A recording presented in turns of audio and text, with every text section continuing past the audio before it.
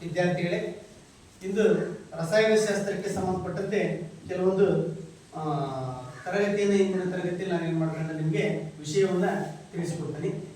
ಆ ವಿಷಯವನ್ನು ತಿಳಿಸಿಕೊಟ್ಟಿದ್ದ ಪೂರ್ವದಲ್ಲಿ ಮೊದಲಿಗೆ ನಾನು ನಿಮ್ಗೆ ಏನು ಹೇಳ್ತಾನೆ ಅಂತಂದ್ರೆ, ಒಂದು ಸಾಂದರ್ಭಿಕವಾಗಿರುವಂಥ ಈ ರಸಾಯನಿಕ ಸಂಬಂಧಪಟ್ಟಂತೆ ಒಂದು ಕಥೆಯನ್ನು ನಾನು ಏನು ಮಾಡ್ತೇನೆ ನಿಮ್ಗೆ ಹೇಳ್ತೀನಿ. ಆ ಕಥೆಯ ಅರ್ಥ ಏನನ್ನೋದನ್ನು ನೀವೇನು ಮಾಡಬೇಕು, ಕೊನೆಗೆ ಹೇಳಬೇಕು. ಅರ್ಥಾಯ್ತಾ? ಒಬ್ಬ ಮಾಟಗಾರ ಒಂದು ಮನೆಗೆ ಏನು ಮಾಡ್ತಾನೆ ಅಂತಂದ್ರೆ ಭೇಟಿಯನ್ನು ನೀಡ್ತಾನೆ.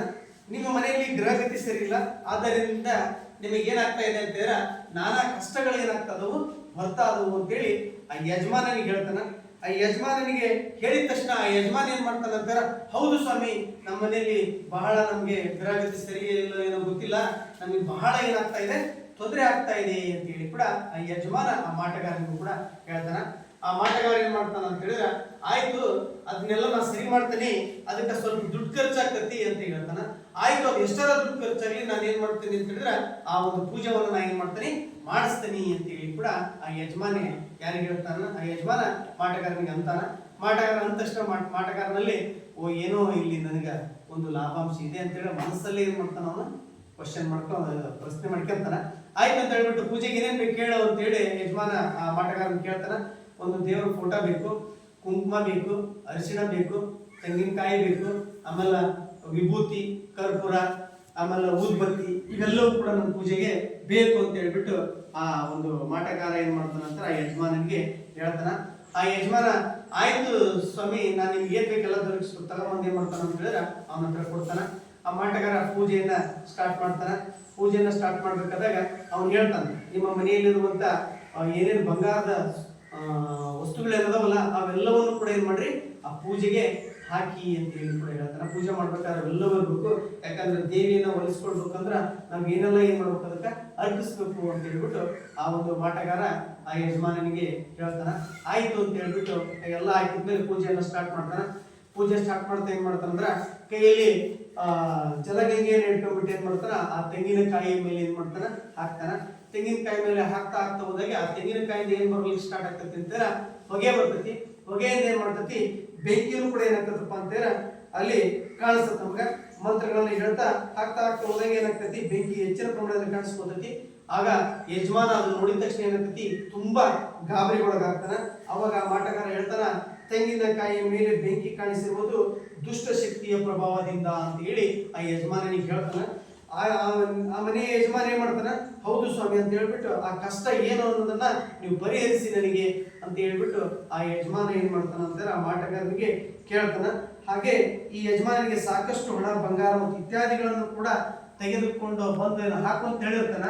ಅದನ್ನೆಲ್ಲವನ್ನು ಕೂಡ ಏನ್ ಮಾಡ್ತಾನ ಅಂತ ದೋಚ್ಕೊಂಡ್ಬಿಟ್ಟು ಆ ಯಜಮಾನನಿಗೆ ಏನಾಗ್ತದೆ, ಅದು ಬೆಂಕಿ ಕಾಣಿಸ್ಕೊಂಡ ತಕ್ಷಣ ನಮ್ಮ ಮನೆಯಲ್ಲಿ ಗೃಹಗತಿ ಸರಿ ಇಲ್ಲ ಅಂತ ಹೇಳ್ಬಿಟ್ಟು ಯಜಮಾನ ಆಗ್ತಾನ ಫುಲ್ಲು ಅಪ್ಸೆಟ್ ಆಗಿಬಿಡ್ತಾನ. ಈ ರೀತಿ ಆಗೋದ್ರಿಂದ ಅವನಿಗೆ ಏನಾಯ್ತಪ್ಪ ಅಂತ ಹೇಳಿದ್ರೆ ಅವನಿಗೆ ಗೊತ್ತಾಗ್ಲಿಲ್ಲ ಅದು ಯಾಕೆ ಹಿಂಗಾಯ್ತು ಅಂತ ಹೇಳ್ಬಿಟ್ಟು. ಅರ್ಥಾಯ್ತಾ? ಯಾಕೆ ಹಿಂಗಾಯ್ತದು, ಆ ಬೆಂಕಿಗೆ ಇದಕ್ಕೆ ತೆಂಗಿನಕಾಯಿ ಮೇಲೆ ಅವನು ನೀರನ್ನ ಜಲಗಂಗೆಯನ್ನ ಸಿಂಪಡಿಸಿದ ತಕ್ಷಣ ಏನಾಯ್ತಪ್ಪ ಅಂದ್ರೆ ಅದರಿಂದ ಏನಾಯ್ತು, ಹೊಗೆ ಬಂತು. ಅರ್ಥಾಯ್ತಾ? ಯಾಕಂತಾರ ಅಲ್ಲಿ ಒಂದು ಕೆಲವೊಂದು ವಸ್ತುಗಳನ್ನ, ರಾಸಾಯನಿಕ ವಸ್ತುಗಳನ್ನ ಏನ್ ಮಾಡ್ತಾರ ಅಲ್ಲಿ ಹಾಕಿರ್ತಾರೆ. ಅರ್ಥಾಯ್ತಾ? ಹಾಗಾಗಿ ಇಂದಿನ ದಿನಮಾನದಲ್ಲಿ ನಾವೇನಾಗ್ತದಪ್ಪ ಅಂತ ಹೇಳಿದ್ರೆ ಹೆಚ್ಚು ಮೂಢನಂಬಿಕೆಗೆ ಹೋಗ್ಬಿಟ್ಟು ನಾವು ಇರುವಂತದ್ದನ್ನ ಏನ್ ಮಾಡ್ತಾ ಇದೀವಿ, ಕಳೆದುಕೊಳ್ತಾ ಇದೀವಿ. ಅರ್ಥಾಯ್ತಾ? ಸರಿ, ಇಲ್ಲಿ ಒಂದು ಸಮೀಕರಣವನ್ನು ಬರೀತೀನಿ ನಾನು. C+O2 gives rise to CO2. ಇದು ಕಾರ್ಬನ್, ಇದು ಆಕ್ಸಿಜನ್. ಅರ್ಥಾಯ್ತಾ? ಕಾರ್ಬನ್ ಕೂಡ ವಾತಾವರಣದಲ್ಲೈತಿ, ಆಕ್ಸಿಜನ್ ಕೂಡ ಏನೈತಿ ವಾತಾವರಣದಲ್ಲೈತಿ.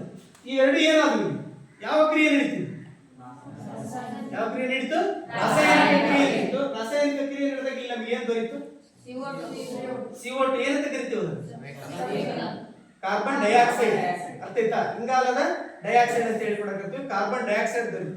ಇಲ್ಲಿ ನೋಡಿ, ಆಮ್ಲಜನಕ ಇದು ಕಾರ್ಬನ್ ಏನ್ ಮಾಡ್ತಪ್ಪ ಅಂದ್ರೆ ಆಕ್ಸಿಜನ್ ವರ್ತಿಸಿದಾಗ ಕಾರ್ಬನ್ ಡೈಆಕ್ಸೈಡ್ ನಮ್ಗೆ ದೊರೀತೈತಿ.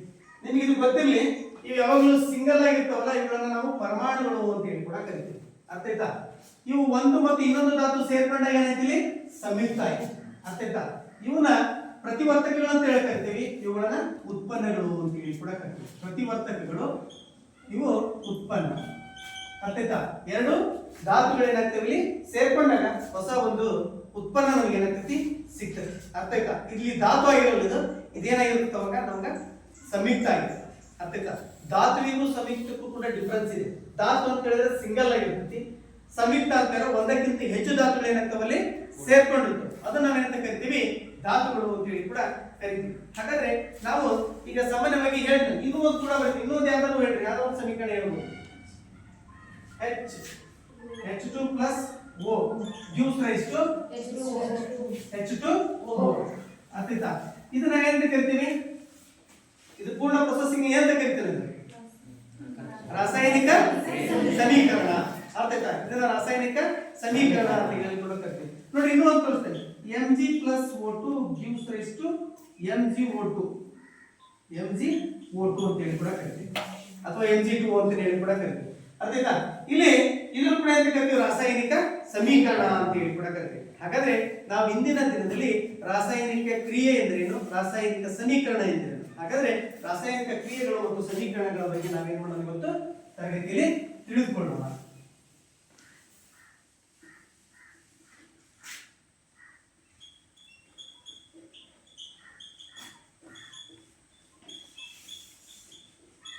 ರಾಸಾಯನಿಕ ಕ್ರಿಯೆಗಳು ಮತ್ತು ಸಮೀಕರಣ.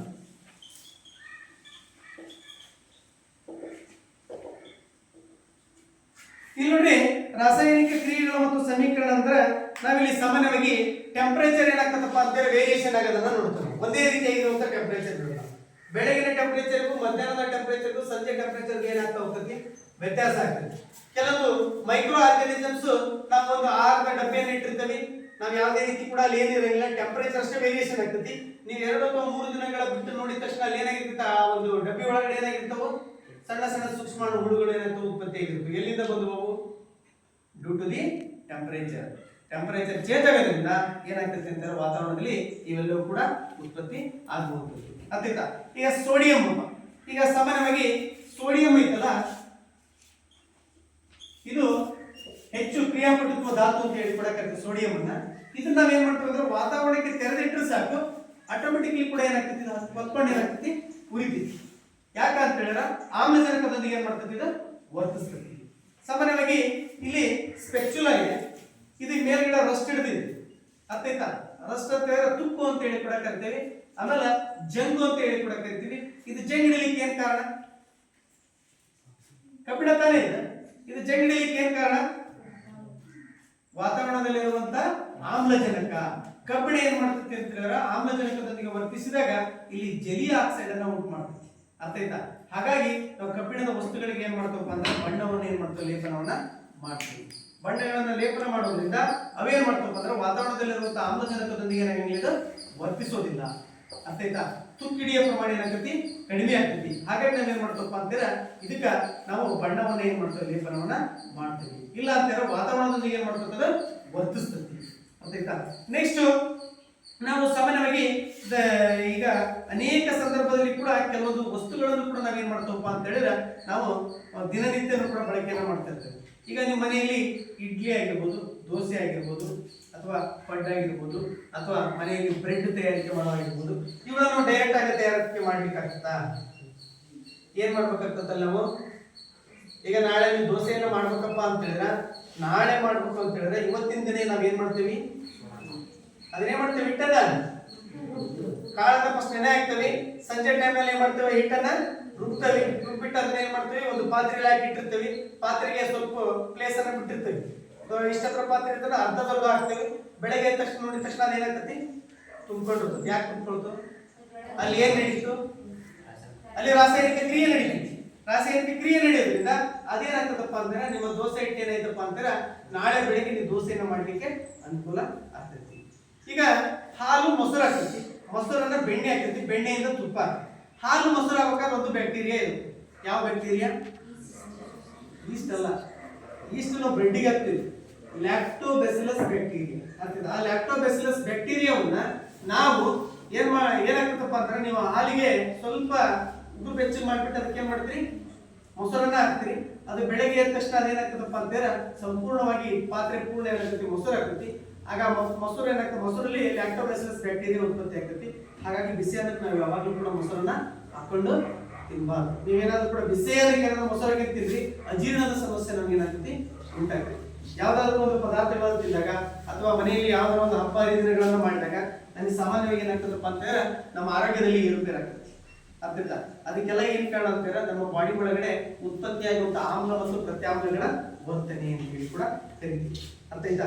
ಹಾಗಾಗಿ ಈಗ ರಾಸಾಯನಿಕ ಕ್ರಿಯೆಗಳು ಅನ್ನೋದ್ರ ಬಗ್ಗೆ ನಮ್ಗೆ ಏನೈತಿ ಒಂದು ಸ್ವಲ್ಪ ಕಾನ್ಸೆಪ್ಟ್ ನೋಡ್ತು ಅಂದ್ರೆ ರಾಸಾಯನಿಕ ಕ್ರಿಯೆ ಏರ್ಪಡೋಕ್ಕಾರ ಅಲ್ಲಿ ಒಂದು ವಸ್ತು ಇರಲ್ಲ, ಇನ್ನೊಂದು ವಸ್ತುವಿನೊಂದಿಗೆ ಏನ್ ಮಾಡ್ತದೆ ವರ್ತಿಸ್ತತಿ. ಅರ್ಥ ಇನ್ನೊಂದು ವಸ್ತುವಿನೊಂದಿಗೆ ವರ್ತಿಸ್ತಾ ನಮ್ಗೆ ಏನಾಗ್ತೈತಿ ಅಲ್ಲಿ ನಮ್ಗೆ ರಾಸಾಯನಿಕ ಕ್ರಿಯೆ ಏನಾಗ್ತೈತಿ ಏರ್ಪಡ್ತೈತಿ. ಅರ್ಥ ಆಯ್ತಾ? ಈಗ ರಾಸಾಯನಿಕ ಕ್ರಿಯೆಗಳಲ್ಲಿ ಈಗ 4 ವಿಧಗಳು ಕೂಡ ಬರ್ತದೆ. ರಾಸಾಯನಿಕ ಸಂಯೋಗ, ರಾಸಾಯನಿಕ ವಿಭಜನೆ, ರಾಸಾಯನಿಕ ದ್ವಿಭಜನೆ, ರಾಸಾಯನಿಕ ಸ್ಥಾನ ಪಲ್ಲಟ ಅಂತ ಹೇಳಿ ಕೂಡ ಕರಿತೀವಿ. ಅರ್ಥ ಆಯ್ತಾ? ಅದು 4 ಕ್ರಿಯೆಗಳು ಏನಾಗ್ತದಪ್ಪ ಅಂದ್ರೆ ರಾಸಾಯನಿಕ ಕ್ರಿಯೆ ಏನಾಗ್ತತಿ ನಡೀತೈತಿ. ಈಗ ಸಾಮಾನ್ಯವಾಗಿ ರಾಸಾಯನಿಕ ಸಂಯೋಗ ಅನ್ನೋದ್ರ ಬಗ್ಗೆ ರಾಸಾಯನಿಕ ಕ್ರಿಯೆಯಲ್ಲಿ ರಾಸಾಯನಿಕ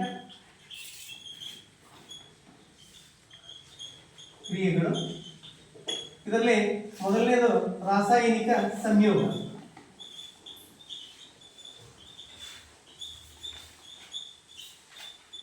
ಇಲ್ಲಿ ರಾಸಾಯನಿಕ ಸಂಯೋಗ ಅಂತ ಹೇಳಿದಾಗ ಒಂದು ಧಾತು ಇನ್ನೊಂದು ಧಾತು ಏನಾಗ್ತಾವಲ್ಲಿ ಸೇರ್ಕೊಳ್ತೀವಿ.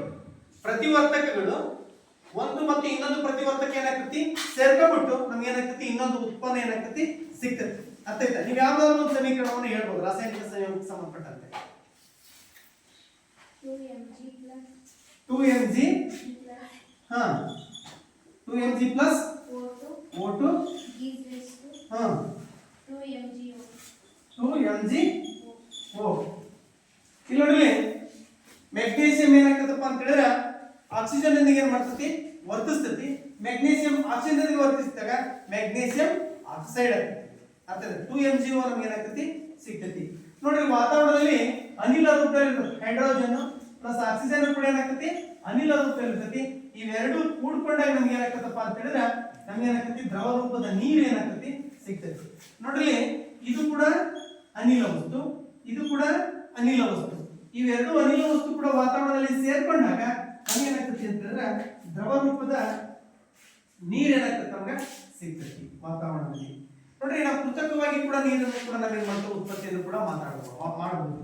ಹೈಡ್ರೋಜನ್ ಮತ್ತು ಆಕ್ಸಿಜನ್ ಅನ್ನು ನಾವು ಅಲ್ಲಿ ಸೇರಿಸಿಕೊಂಡಾಗ ಆಟೋಮೆಟಿಕ್ ಆಗಿ ನಮ್ಗೆ ನೀರು ಏನಾಗ್ತದೆ ನಮ್ಗೆ ದೊರೆಯುತ್ತೆ. ಇದು ರಾಸಾಯನಿಕ ಕ್ರಿಯೆ ಏನಾಗ್ತತಿ ಏರ್ಪಡ್ತದೆ. ಈಗ ಹೇಳಿದ್ರಲ್ಲ ಈ ಕಬ್ಬಿಣನ ಕೂಡ ತುಕ್ಕಿಡಿಬೇಕಂದ್ರೆ ಇಲ್ಲಿ ರಾಸಾಯನಿಕ ಸಮೀಕರಣನ ಕಾರಣ. ಅರ್ಥ ಯಾಕಂತ ಹೇಳಿದ್ರೆ ಇದು ಕಬ್ಬು ವಾತಾವರಣದಲ್ಲಿ ಆಮ್ಲಜನಕ ಐತಿ, ಇದರೊಂದಿಗೆ ಏನ್ ಮಾಡ್ತತಿ ವರ್ತಿಸ್ತತಿ. ಅವಾಗ ಏನಾಗ್ತದೆ ನಮ್ಗೆ ಜಲೀಯ ಆಕ್ಸೈಡ್ ಏನಾಗ್ತದೆ ನಮ್ಗೆ ಸಿಗ್ತದೆ. ಆಮ್ಲಜನಕ ಇಲ್ಲ ಅಂತ ಹೇಳಿದ್ರೆ ಇದು ಕೂಡ ತುಕ್ಕು ಹಿಡಿಯೋದಿಲ್ಲ. ನೀವು ಬೋರ್ವೆಲ್ಗಳಲ್ಲಿ ಪೈಪ್ಗಳನ್ನ ಇಳಿಸಿರ್ತಾರೆ. ನೀವು ಪೈಪನ್ನು ಅಬ್ಸರ್ವ್ ಮಾಡಿ, ನೀರಿನಲ್ಲಿ ಇರುವಂತ ಪೈಪ್ ತುಕ್ಕು ಹಿಡಿದಿರ್ತೈತಿ. ಆಮೇಲೆ ನೀರಿನಿಂದ ಮೇಲೆ ಒಂದು ಪ್ಲೇಸ್ ಅಲ್ಲಿ ನಿರ್ವಾತ ಪ್ರದೇಶ ಅಂತ ಹೇಳ್ಕೊಡಕತ್ತ ಅಲ್ಲಿ ಯಾವುದೇ ರೀತಿ ಕೂಡ ಅನಿಲಗಳು ಇರಂಗಿಲ್ಲ. ಆ ಭಾಗದಲ್ಲಿ ತುಕ್ಕು ಹಿಡಿದಿರಂಗಿಲ್ಲ. ಮತ್ತೆ ನಿಮ್ಮ ಪೈಪ್ ಮೇಲ್ಗಡೆ ಬಂದಿರ್ತದೆ ಮೋಟರ್ದಾಗ ಇಳಿಸಿ ಪೈಪು, ಅದು ಏನಾಗ್ತತಿ ತುಕ್ಕು ಹಿಡಿದಿರ್ತದೆ. ಯಾಕಂತಾರೆ ನಿರ್ವಾತ ಪ್ರದೇಶದಲ್ಲಿ ಆಮ್ಲಜನಕ ಇರೋದಿಲ್ಲ. ಅವಾಗ ಏನಾಗ್ತದೆ ಅಂತ ಹೇಳಿದ್ರೆ ನಮಗೆ ತುಕ್ಕು ಹಿಡಿಯೋದಿಲ್ಲ.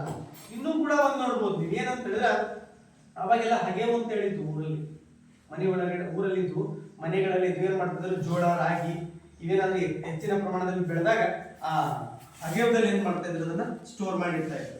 ನೋಡ್ರಿ ಹಗೆವು ಓಪನ್ ಮಾಡಿದ ತಕ್ಷಣ ಅದ್ರೊಳಗಡೆ ಇಳಿತಾ ಇರಲಿಲ್ಲ. ಯಾಕೆ ಇಳಿತಾ ಇರಲಿಲ್ಲ? ಹಗೆವು ತಿಳ್ದಾರ ಜೋಳ ಹಾಕ್ಯಾರ, ಜೋಳ ಹಾಕ್ಬೇಕಾದಾಗ ಬಾಯಿನ ತೆಗೆದಾಗ ಕೆಳಗಡೆ ಅದು ಇಳಿಯೋದು ಒಂದು ಸಡನ್ ಆಗಿ ಕೆಳಗಡೆ ಇಳಿಯೋದಿಲ್ಲ. ಯಾಕೆ ಇಳಿಯೋದಿಲ್ಲ? ಅಲ್ಲಿ ಆಮ್ಲಜನಕ ಇರೋದಿಲ್ಲ, ನಿರ್ವಾತ ಇರುತ್ತೆ ಪ್ರದೇಶ. ಆ ಪ್ರದೇಶದಲ್ಲಿ ಏನಾದ್ರೂ ಕೂಡ ನೀವು ಹಗೆವನ್ನ ತೆಗೆದ ತಕ್ಷಣ ಅದ್ರ ಒಳಗಡೆ ಇಳಿದ್ರಿ ಅಂತ ಹೇಳಿದ್ರೆ ವ್ಯಕ್ತಿ ಉಸಿರುಗಟ್ಟಿ ಏನ್ ಮಾಡ್ತಾನ ಸಾಯ್ತಾನೆ. ಯಾಕಂದ್ರೆ ವ್ಯಕ್ತಿಗೆ ಏನ್ ಬೇಕು? ಉಸಿರಾಟ ಕ್ರಿಯೆ ಮಾಡ್ಬೇಕಂತ ಹೇಳಿದ್ರೆ ಆಮ್ಲಜನಕ ಬೇಕು. ಅಲ್ಲಿ ಆಮ್ಲಜನಕ ಏನಾಗಿಲ್ಲ ಸಿಗೋದಿಲ್ಲ. ಆಮ್ಲಜನಕ ಸಿಗ್ಲಿಲ್ಲ ಅಂದ ತಕ್ಷಣ ಏನಾಗ್ತದಪ್ಪ ಅಂದ್ರೆ ವ್ಯಕ್ತಿ ಆಟೋಮೆಟಿಕ್ಲಿ ಏನಾಗ್ತದಪ್ಪ ಅಂತಾರೆ ಉಸಿರುಗಟ್ಟ ಒಂದು ಚಾನ್ಸಸ್ ಕೂಡ ಇರ್ತದೆ. ಹಾಗಾಗಿ ಅದನ್ನ ಬಾಯಿನ ಓಪನ್ ಮಾಡಿಬಿಟ್ಟು ಸ್ವಲ್ಪ ಬಿಟ್ಟು ಏನ್ ಮಾಡ್ತಾರ ಆ ಹಗೆಯೊಳಗಡೆ ಏನ್ ಮಾಡ್ತಾರೆ ವ್ಯಕ್ತಿಗಳು ಇಳಿತಾರ. ಅರ್ಥಾಯ್ತಾ? ಆಮೇಲೆ ಇಲ್ಲೊಂದು ಚಟುವಟಿಕೆ ಮಾಡಿ ತೋರಿಸ್ತೇನೆ ನಿಮ್ಗೆ. ಏನಪ್ಪ ಈ ಚಟುವಟಿಕೆ ಅಂತ? ಈ ಚಟುವಟಿಕೆ ಏನೇನ್ ಬೇಕು ಅಂತ ಹೇಳಿದ್ರೆ ನಮ್ಗೆ ಮೆಗ್ನೀಸಿಯಂ ರಿಬ್ಬನ್ ಬೇಕು. ಈ ಒಂದು ಪ್ರಯೋಗಕ್ಕೆ ಬೇಕಾಗಿರುವಂತಹ ಸಲಕರಣೆಗಳು ಏನಂತ ಹೇಳಿ ಬರೀತೇನೆ ನೋಡ್ಲಿ. ಮೆಗ್ನೀಸಿಯಂ ರಿಬ್ಬನ್,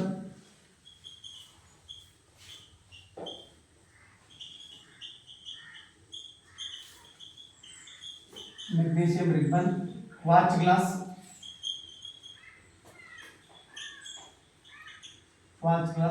ಒಂದು ಕಬ್ಬಿಣದ ಹಿಡಿಕೆ,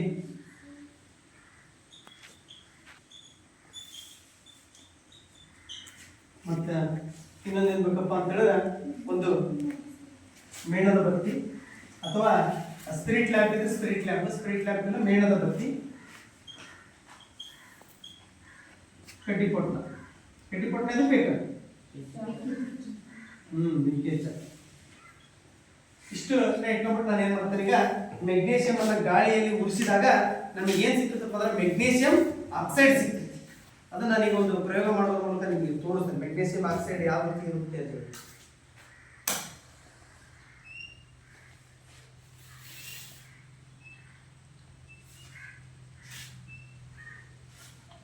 ಈಗ ದೀಪ ಹತ್ಕೊಳ್ಬೇಕಾದ್ರೆ ಯಾವ ಅನಿಲ ಬೇಕು ನಮ್ಗೆ?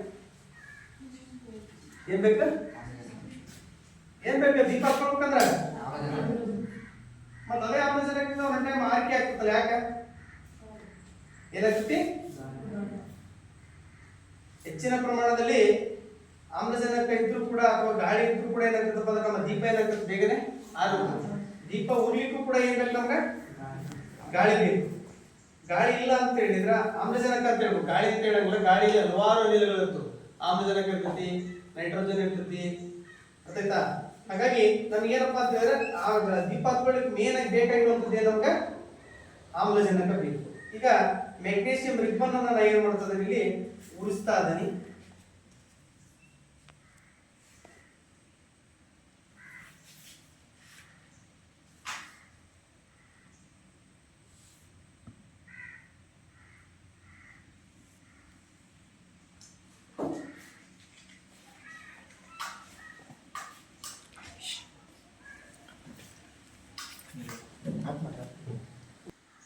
ನೋಡ್ರಲ್ಲೇ ಬೆಂಕಿಯನ್ನ ಏನ್ ಮಾಡ್ತದೆ ಇದನ್ನ ಮೆಗ್ನೀಷಿಯಂ ಅನ್ನು ಉರಿಸ್ತಾ ಇದ್ದಾನೆ.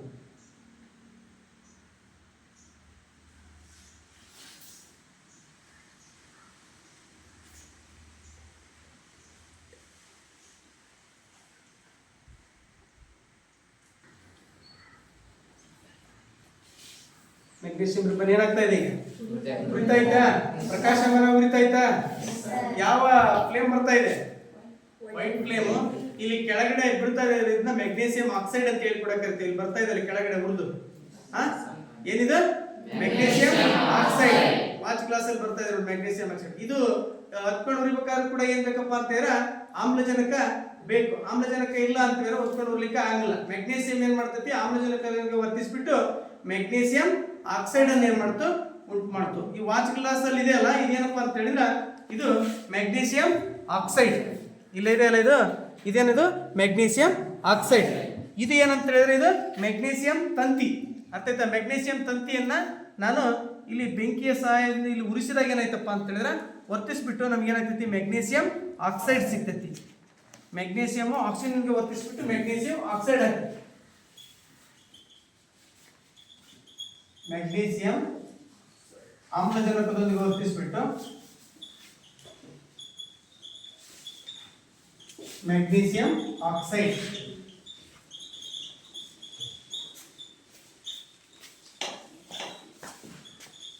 Magnesium oxide.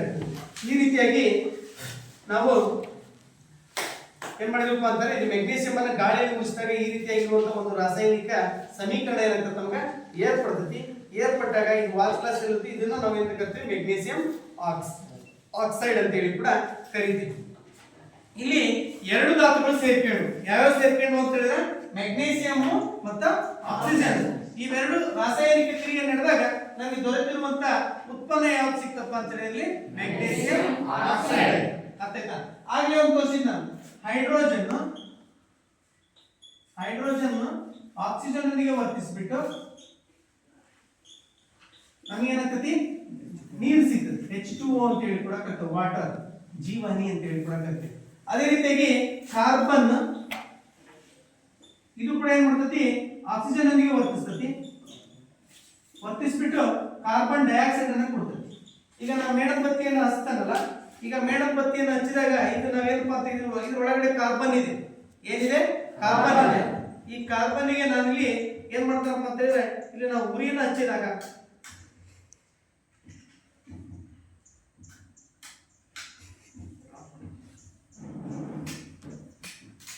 ಇಲ್ಲೊಂದ್ರೆ ವಾತಾವರಣದಲ್ಲಿರುವಂತಹ ಆಮ್ಲಜನಕದೊಂದಿಗೆ ಇದಕ್ಕೆ ಮೇಣಬತ್ತಿಗೆ ಹಚ್ಚಿದಾಗ ಇದರಲ್ಲಿ ಕಾರ್ಬನ್ ಇದೆ, ಮೇಲ್ಗಡೆ ಬರುವಂತ ಕಪ್ಪನೆ ಆಗಿರುವಂತ ಹೊಗೆ ಬರುತ್ತಲ್ಲ, ಇದೇನಿದು ಕಾರ್ಬನ್ ಡೈಆಕ್ಸೈಡ್. ಕಾರ್ಬನ್ ಆಕ್ಸಿಜನ್ ಗೆ ವರ್ತಿಸ್ಬಿಟ್ಟು ಮೇಲ್ಗಡೆ ಕಪ್ಪನೆ ಆಗಿರುವಂತ ಒಂದು ಕಲರ್ ಬರುತ್ತಲ್ಲ, ಬಣ್ಣ ಬರುತ್ತಲ್ಲ, ಅದೇನಂತ ಕರಿತೀವಿ? ಕಾರ್ಬನ್ ಡೈಆಕ್ಸೈಡ್ ಅಂತ ಹೇಳಿ ಕೂಡ ಕರಿತೀವಿ. ಇದು ರಾಸಾಯನಿಕ ಕ್ರಿಯೆ ನಡೆದಾಗ ಎರಡು ವಸ್ತುವಿನಲ್ಲಿ ಆಗುವಂತ ಒಂದು ಭೌತಿಕ ಮತ್ತು ರಾಸಾಯನಿಕವಾಗುವಂತ ಬದಲಾವಣೆ ಅಂತ ಹೇಳಿ ಕೂಡ ಕರಿತೀವಿ. ಇನ್ನೊಂದು ರಾಸಾಯನಿಕ ಬದಲಾವಣೆಗೆ ಇನ್ನೊಂದು ಎಕ್ಸಾಂಪಲ್ ಅನ್ನು ಕೂಡ ನಿಮಗೆ ಕೊಡ್ತೇನೆ.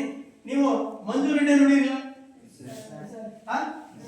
ಮಂಜುಗಡ್ಡೆ ಅದು ಭೌತ ಬದಲಾವಣೆ ಆಗ್ತದೆ ಅಷ್ಟೇ. ಅಲ್ಲಿ ಮಂಜುಗಡ್ಡೆ ಏನಾಗ್ತದಪ್ಪ ಅಂತ ಹೇಳಿದ್ರೆ, ನೀವು 0°C ಇದ್ದಾಗ ಮಂಜುಗಡ್ಡೆ 0°C ಉಷ್ಣತೆ ಇದ್ದಾಗ ಏನಾಗ್ತತಿ? ಘನ ಆಗ್ತತಿ ಮಂಜುಗಡ್ಡೆ.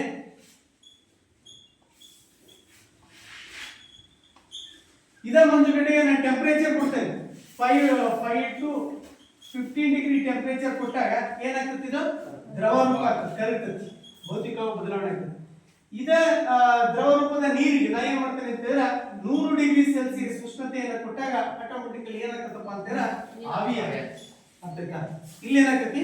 ಆವಿ ಆಗ್ತತಿ. ಅವಾಗ ಏನಾಗ್ತತಿ? ವಾತಾವರಣಕ್ಕೆ ಹೋಗಿ ಏನಾಗ್ತದೆ? ಸೇರ್ಕೊಂತ ಮೋಡಗಳಾಗಿ, ಮತ್ತೆ ಆ ಮೋಡಗಳಿಗೆ ತಂಪು ತಗುಲಿದಾಗ ಏನಾಗ್ತದಪ್ಪ ಅಂದ್ರೆ ಹನಿಗಳ ರೂಪದಲ್ಲಿ ಮತ್ತೆ ಏನಾಗ್ತದೆ? ಭೂಮಿಗೆ ಬಂದು ಬೀಳುತ್ತೆ. ಇದು ಭೌತಿಕವಾಗಿರುವಂತಹ ಒಂದು ಬದಲಾವಣೆ. ಅರ್ಥಾಯ್ತಾ? ಈಗ ನಾವು ತಿಂದಂತ ಆಹಾರ ಕೂಡ ಜೀರ್ಣಕ್ರಿಯೆ ಆಗ್ಬೇಕಪ್ಪ ಅಂತ ಹೇಳಿದ್ರೆ ನಮ್ಮ ಬಾಡಿ ಒಳಗಡೆ ರಾಸಾಯನಿಕ ಕ್ರಿಯೆ ನಡೀತೈತಿ. ಅರ್ಥಾಯ್ತಾ? ನಾವು ತಿನ್ನುವಂತ ಪದಾರ್ಥವನ್ನು ಕೂಡ ನೋಡ್ರಿ, ನಾವು ಒಂದೇ ರೀತಿಯಾಗಿರುವಂತ ಪದಾರ್ಥಗಳನ್ನ ತಿನ್ನೋದಿಲ್ಲ. ನಾವು ತಿನ್ನುವಂತ ಪದಾರ್ಥಗಳಲ್ಲಿ ಹುಳಿನೂ ಇರುತ್ತೆ, ಸಿಹಿನೂ ಇರುತ್ತೆ, ಕಹಿನೂ ಇರುತ್ತೆ. ಅರ್ಥಾಯ್ತಾ? ಇಷ್ಟೊಂದು ಒಳಗೊಂಡಿರುವಂತ ಪದಾರ್ಥಗಳನ್ನ ನಮ್ಮ ಬಾಡಿ ಒಳಗಡೆ ಏನ್ ಮಾಡ್ತೀವಿ? ನಾವು ತಿನ್ನುವುದರ ಮೂಲಕ ಒಳಗಡೆ ಏನಾಗ್ತದಪ್ಪ ಅಂತ ಹೇಳಿದ್ರೆ ಡೈಜೆಷನ್ ನಡೀತೈತಿ. ಡೈಜೆಷನ್ ಕ್ರಿಯೆ ನಡೀಬೇಕಾದ್ರೆ ನಮ್ಮ ಬಾಡಿ ಒಳಗಡೆ ಕೂಡ ಹೈಡ್ರೋಕ್ಲೋರಿಕ್ ಆಸಿಡ್ ಇರುತ್ತೆ. ಯಾವ್ದಿರುತ್ತೆ? Hydrochloric acid.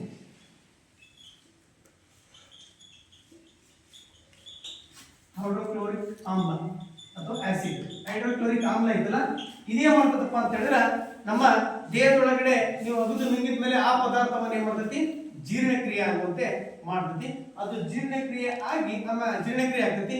ಏನಾದ್ರೂ ಕೂಡ ಕೆಲವೊಂದು ಟೈಮ್ನಲ್ಲಿ ಏನಾಗ್ತೈತಿ ಅಂತಂದ್ರೆ ನಾವು ತಿನ್ನಂತ ಪದಾರ್ಥ ಇಂಡೈಜೆಷನ್ ಆಗ್ತೈತಿ, ಸಂಪ್ರದಾಯ ಇದು ಅಂತ ಹೇಳಿ ಕೂಡ ಕರಿತೀವಿ. ತಿನ್ನಂತ ಆಹಾರ ಮೇಲ್ಗಡೆ ಏನಾಗ್ತೈತಿ? ಕತ್ತಿನಲ್ಲಿ ಏನಾಗ್ತೈತಿ? ಮೇಲ್ಗಡೆ ಬಂದಂಗೆ ಆಗ್ತಾ ಇರ್ತೈತಿ.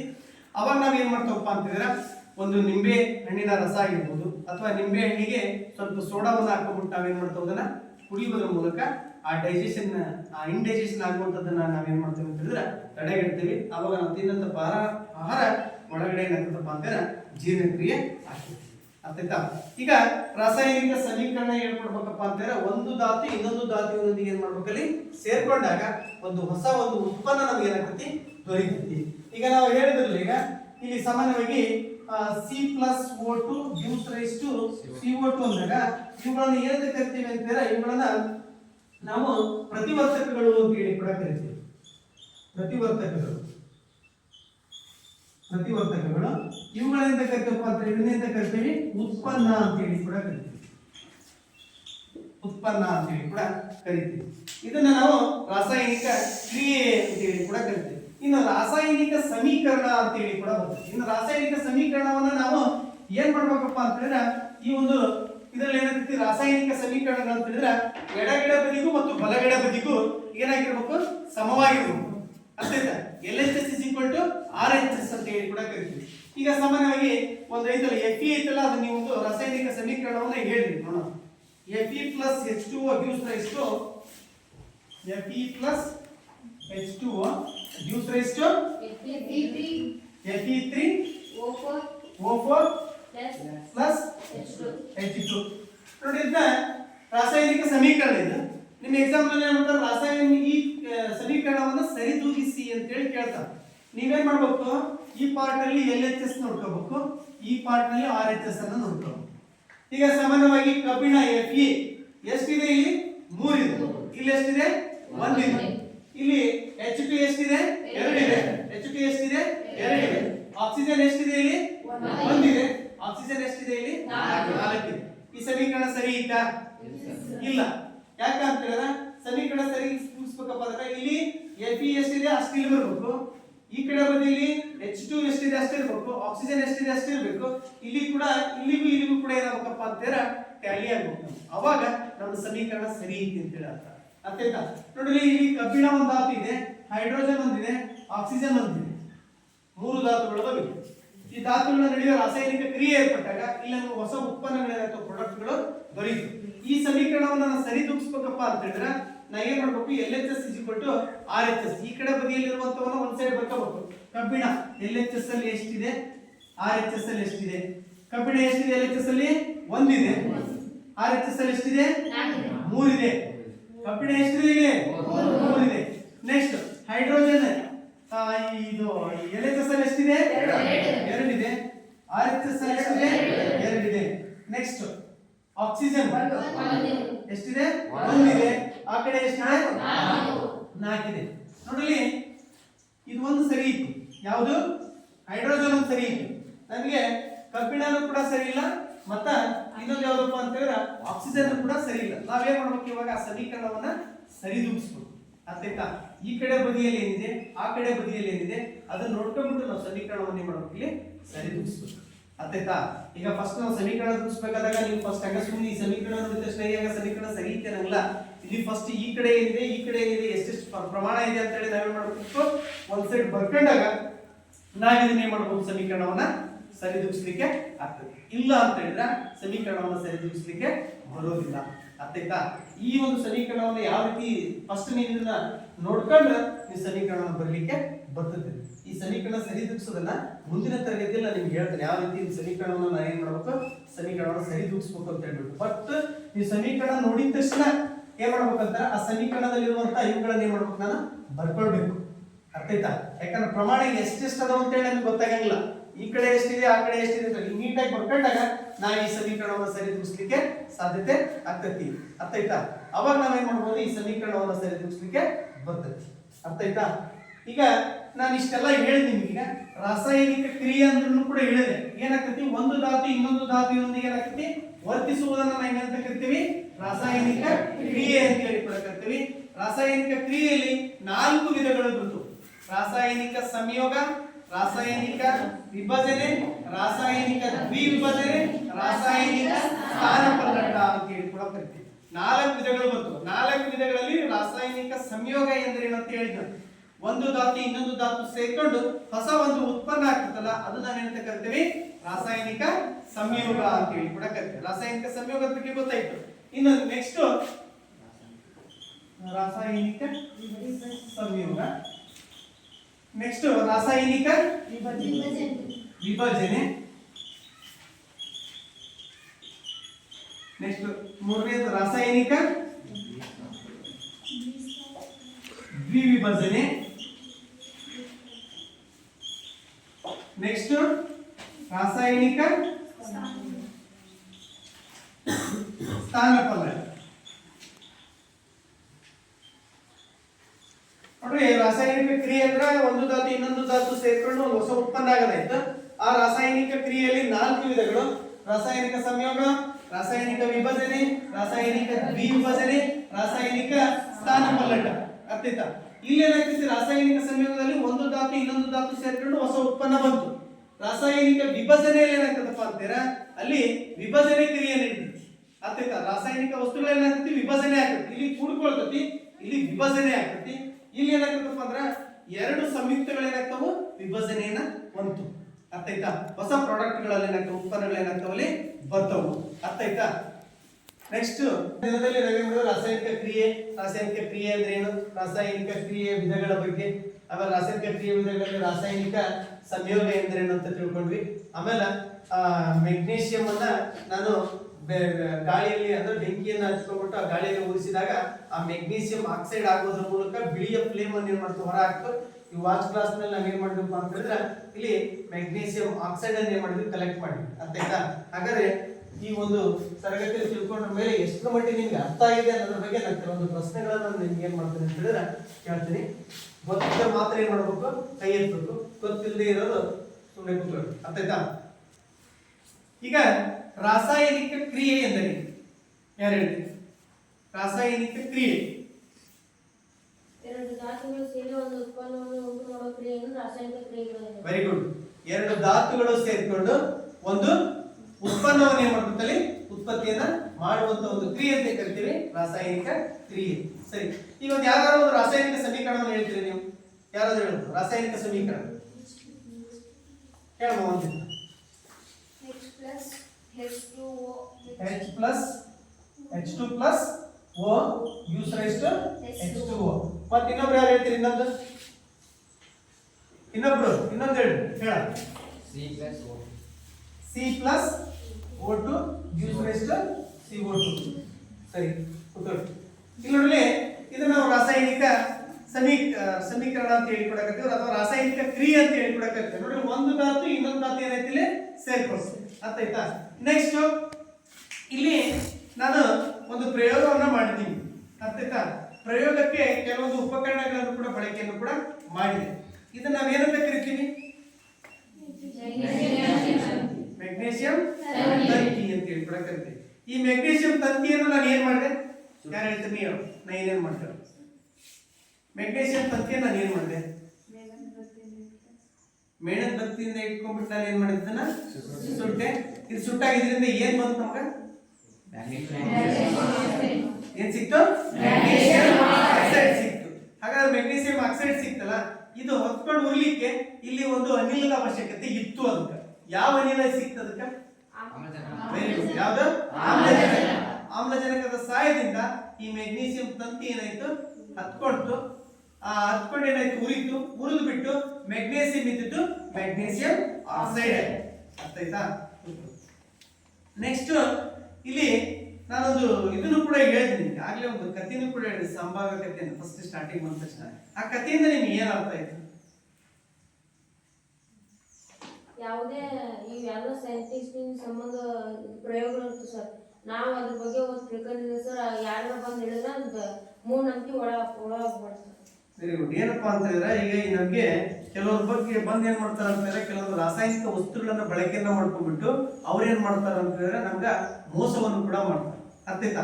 ಈಗ ನೋಡ್ಲಿ, ಪೊಟ್ಯಾಷಿಯಂ ಐತಲ್ಲ, ನಾವು ಪೊಟ್ಯಾಷಿಯಂ ಅನ್ನ ಸೀಮೆ ಎಣ್ಣೆಯಲ್ಲಿ ಶೇಖರಿಸಿಡ್ತೇವೆ. ಯಾಕಂತಾರೆ ಅಲ್ಲಿ ಆಮ್ಲಜನಕ ಇರೋಲ್ಲ.